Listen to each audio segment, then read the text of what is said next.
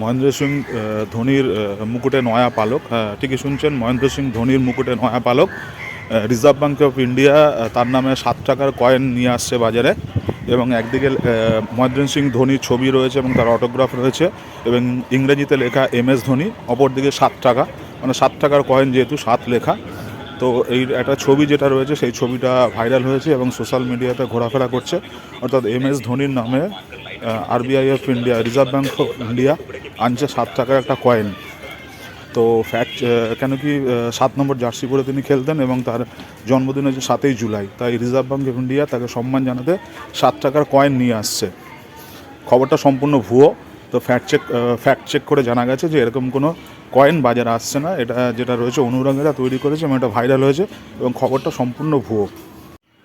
এবছর কলকাতা বইমেলায় বাংলাদেশের কোনো স্টল থাকছে না। হ্যাঁ, ঠিকই শুনছেন, এবছর কলকাতা বইমেলায় বাংলাদেশের কোনো স্টল থাকছে না এবং পাশাপাশি কলকাতা চলচ্চিত্র উৎসবেও বাংলাদেশের কোনো সিনেমা থাকছে না বা কোনো প্রতিনিধি থাকছে না।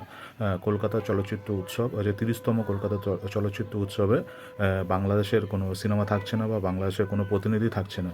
কেন, বাংলাদেশে বর্তমানে যে উত্তাল পরিস্থিতি এবং তার জন্য ভারত সরকার ভিসার উপরে একটি কড়াকড়ি জারি করেছে বা নির্দেশ করেছে বা ভিসা পাওয়ার ক্ষেত্রে একটি কড়াকড়ি করেছে, যে কারণে ভিসার সমস্যার কারণে কিন্তু কলকাতা বিখ্যাত চলচ্চিত্র পরিচালক নীরাজ পান্ডে জিতের সঙ্গে, অর্থাৎ আমাদের সুপারস্টার, বাংলা সুপারস্টার জিতের সঙ্গে কাজ করার আগ্রহ প্রকাশ করেছেন।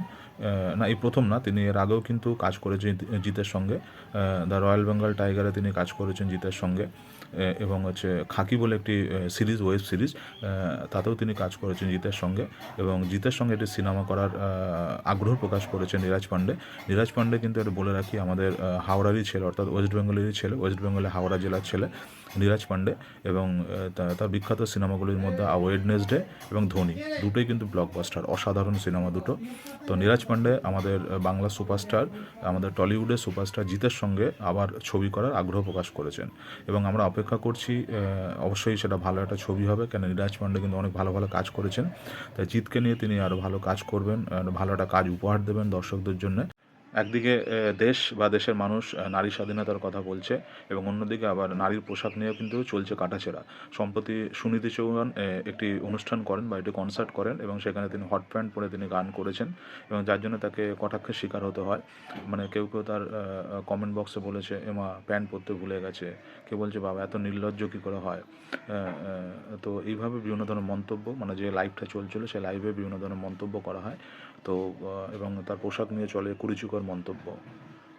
তো আপনার কি মতামত? মানে একদিকে দেশ যেটা রয়েছে নারী স্বাধীনতার কথা বলছে, অন্যদিকে তাদের পোশাক নিয়ে কাটাছেঁড়া চলছে। তাহলে আপনার কি মতামত সেটা আছে আপনি কমেন্ট বক্সে জানান। সুনিধি চৌহান কি ঠিক করেছেন, বা যারা মন্তব্য করেছেন তার আগে ঠিক, না সুনিধি চৌহান ঠিক, না যাকে যেমন পোশাক পরলে মানায় বা যে যার যেমন পোশাক পরছে তেমনই পোশাক পরা উচিত বলে আপনার মনে হয়? রজনীকান্ত থালাইভা তার সমস্ত সম্পত্তি দান করে দিলেন একটি ট্রাস্টে। হ্যাঁ, ঠিকই শুনছেন, রজনীকান্ত থালাইভা তার সমস্ত সম্পত্তি দান করে দিলেন একটি ট্রাস্টে। তিনি বলেছেন যে জনসাধারণই আমাকে থালাইভা বানিয়েছে, রজনীকান্ত বানিয়েছে এবং তারা টিকিট কেটে আমার সিনেমা দেখেছে, তাই আমার এই বিপুল পরিমাণ সম্পত্তি, তাই আমি আমার টাকা যেটা রয়েছে সেই জনগণকে আবার ফিরিয়ে দিলাম এবং তার মানে রোজগার করা সমস্ত টাকা যেটা রয়েছে গরিব মানুষের ওয়েলফেয়ার, অর্থাৎ তাদের উপকারে কাজে লাগবে। ধন্যবাদ থালাইভা, এই জন্যই কিন্তু আপনি থালাইভা। স্যালুট রজনীকান্ত আপনাকে।